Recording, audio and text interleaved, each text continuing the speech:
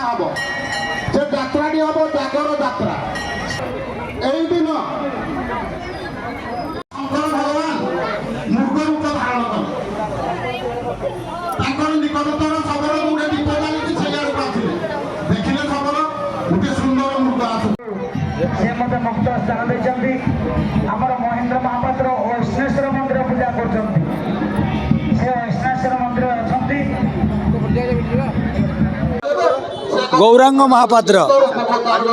मनास कले हजार हजार लोक केते अपुत्रिक पुत्र दान पाई केते रोग आरोग्य होती बहुत गुहारिया उपकृत होती ए आखपाख ग्रामर लोके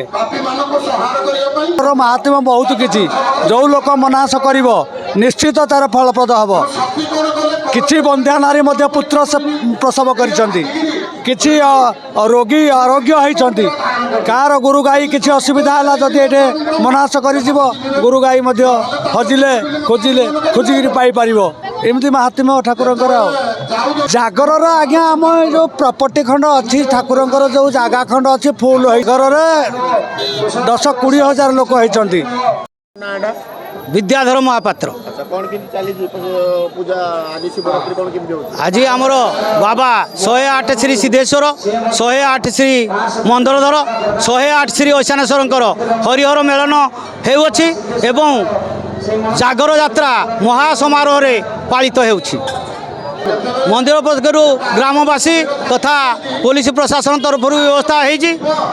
श्रद्धालु माने भलरे ठाकुर को सानिध्य लाभ कर दर्शन कर लोक 10,000 उपर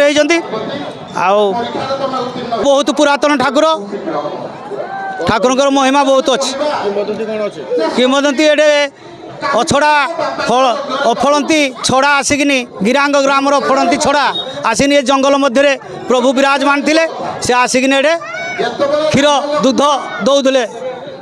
ठाकुर शिर उपरे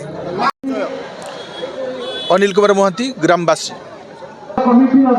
ये हूँ सर्वपुरातन बलराम प्रसाद पंचायत सर्वपुरातन शिव मंदिर जहाँकि यह आखपाख 5टी पंचायत लोक मैंने आसिकी आउ जो महाशिवरात्रि रे भाग नहीं था सुरक्षा दृष्टिकोण माने जो मंदिर टीम आउ प्रशासन तरफ विभिन्न प्रकार व्यवस्था होती बहुत